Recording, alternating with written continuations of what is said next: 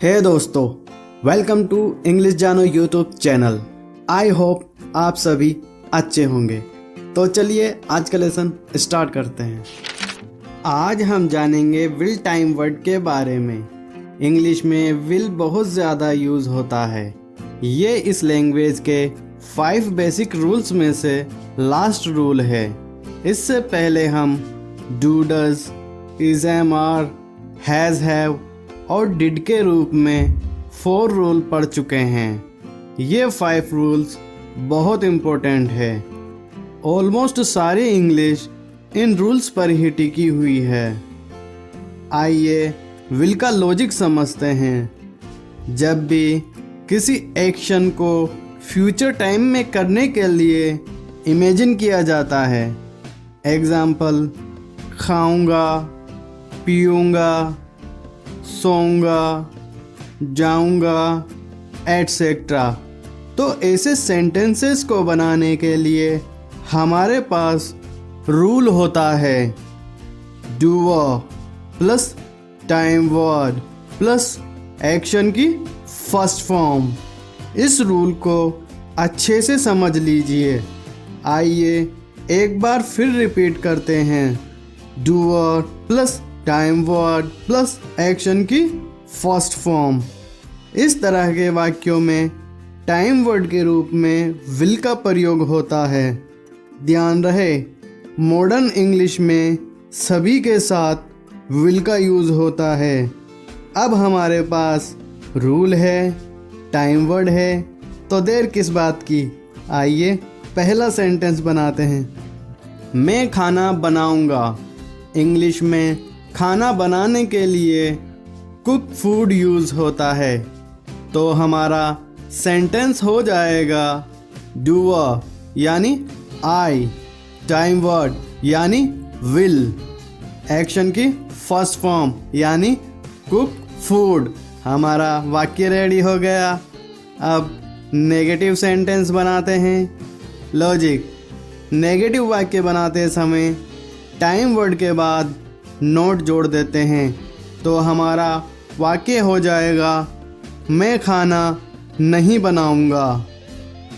Doer यानी आई, time word यानी will and time word के बाद नोट जोड़ देते हैं एंड एक्शन की फर्स्ट फॉर्म यानी कुक फूड। हमारा नेगेटिव वाक्य भी रेडी हो गया। इसी तरह से क्वेश्चन बनाना सीखते हैं। लॉजिक, क्वेश्चन बनाते समय टाइम वर्ड सबसे पहले यानी डूअर के भी पहले आता है। आइए हमारा वाक्य देखते हैं। क्या तुम खाना बनाओगे? टाइम वर्ड यानी विल, डूअर यानी यू, एक्शन की फर्स्ट फॉर्म यानी कुक फूड। हमारा क्वेश्चन भी रेडी हो गया है ना दोस्तों, बहुत आसान। आइए एक और वाक्य देखते हैं। वह कमरा साफ करेगा।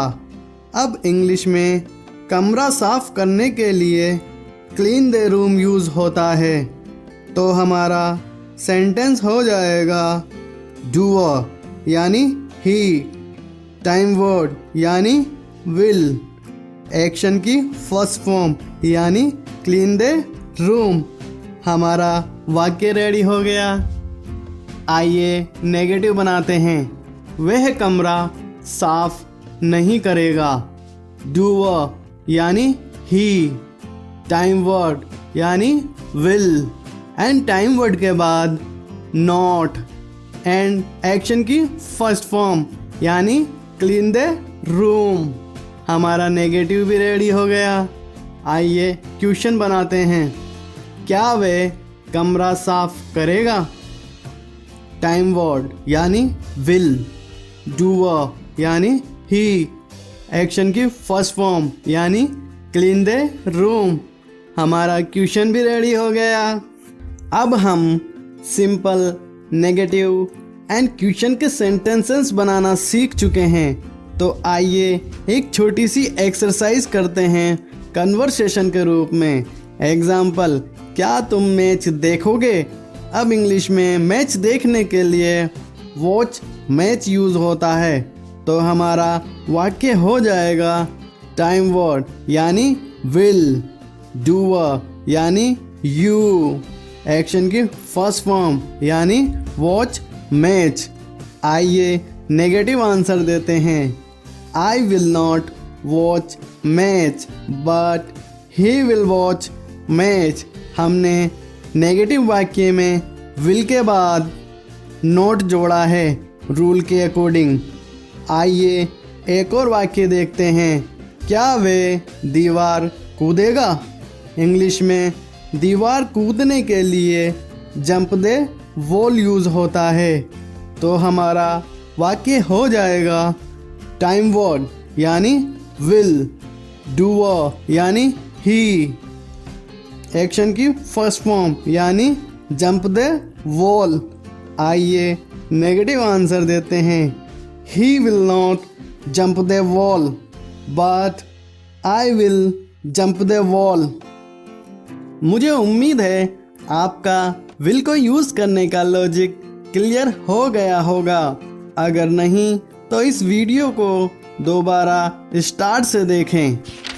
नाउ टू एंड, अगर आप नए हैं एंड हमारे वीडियोस को कभी मिस नहीं करना चाहते तो इस चैनल को सब्सक्राइब करें एंड सब्सक्राइब करने के बाद बेल आइकन पर ज़रूर क्लिक करें।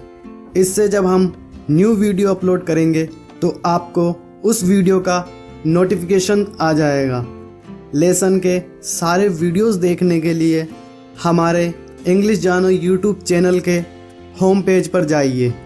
शेयर करें इस वीडियो को व्हाट्सएप एंड फेसबुक पर अपने दोस्तों और रिलेटिव्स के साथ, ताकि वो भी इजीली अपनी इंग्लिश इम्प्रूव कर सकें और अपने करियर में सक्सेस पाने के साथ साथ इस वर्ड को और भी बेहतर जगह बना सकें। All the best and finally thanks for watching.